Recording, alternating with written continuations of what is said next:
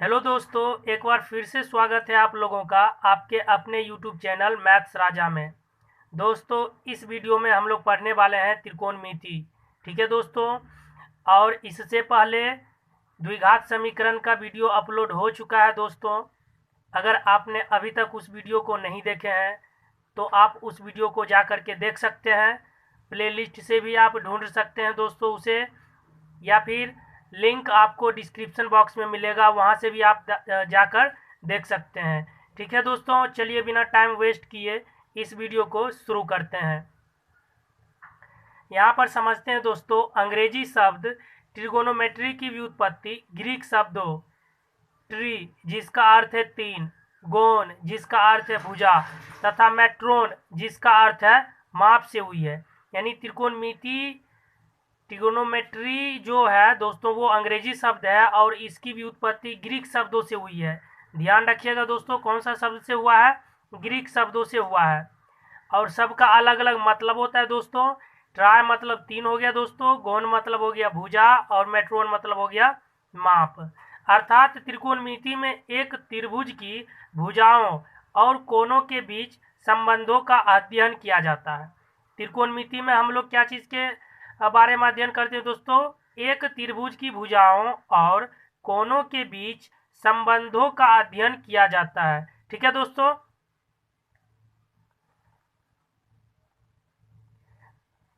प्राचीन काल में त्रिकोणमिति पर किए गए कार्य का उल्लेख मिस्र और बेबीलोन में मिलता है।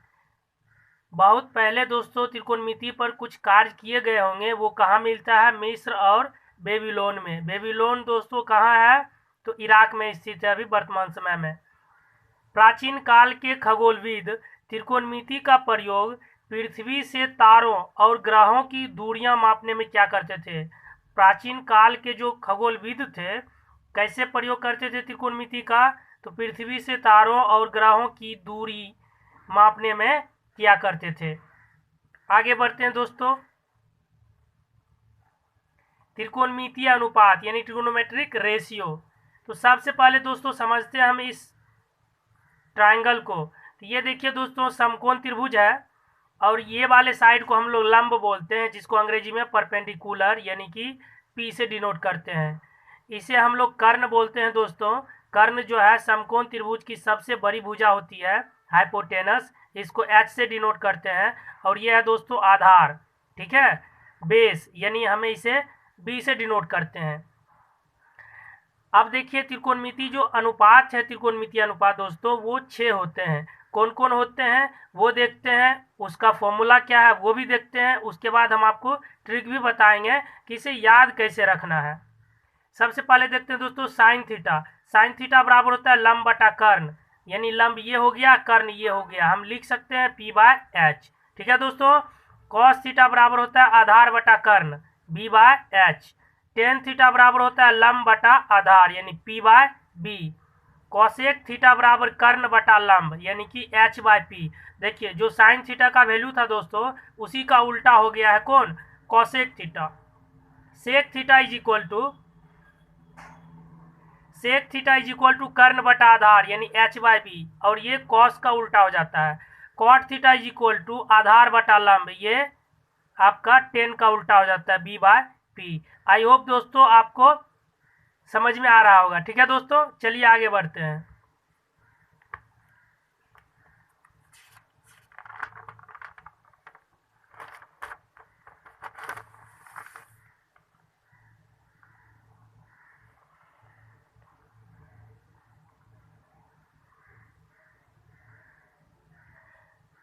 दोस्तों आपसे रिक्वेस्ट है, आप इस वीडियो को एंड तक जरूर देखें। जो भी बच्चे टीचर्स की तैयारी कर रहे हैं बिहार में, बीपीएससी 3.0 या 4.0, बहुत हेल्पफुल होने वाला है दोस्तों।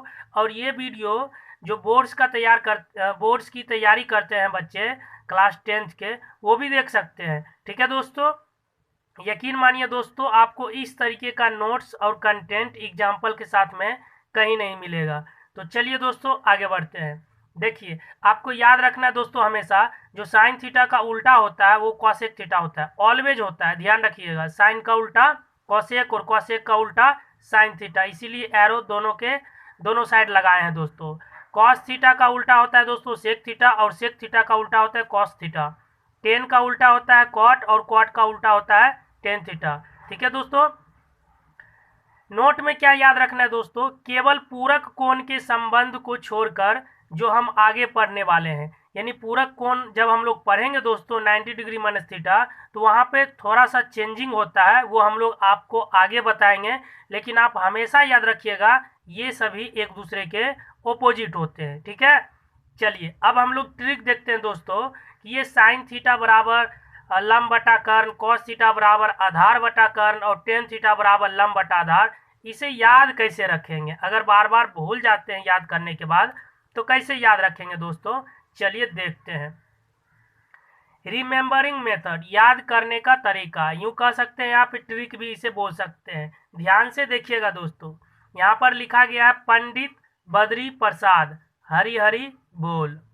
पंडित बद्री प्रसाद हरि हरि बोल, इसका मतलब हो गया दोस्तों वन पार्ट, सेकेंड पार्ट और थर्ड पार्ट, यानी कि P बाय एच, पहले साइन थीटा हो गया दोस्तों, B by h cos theta हो गया, P by b tan theta हो गया। या फिर आप ऐसे भी याद रख सकते हैं दोस्तों, पाकिस्तान भूखा पड़ा, हिंदुस्तान हरा भरा। है ना दोस्तों मजेदार ट्रिक, पाकिस्तान भूखा पड़ा, हिंदुस्तान हरा भरा। P by h sine theta, B by h cos theta, P by b tan theta. I hope आपको समझ में आ गया होगा। चलिए दोस्तों आगे बढ़ते हैं।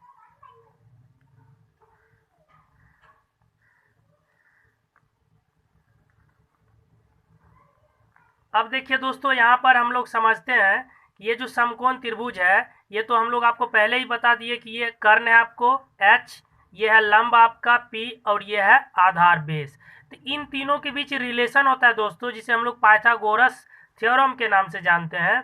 वो क्या होता है दोस्तों, कर्ण का जो वर्ग होता है बाकी दोनों साइडों के वर्ग के योगफल के बराबर होता है, यानी कि कर्ण का वर्ग बराबर लंब का वर्ग जोड़ आधार का वर्ग।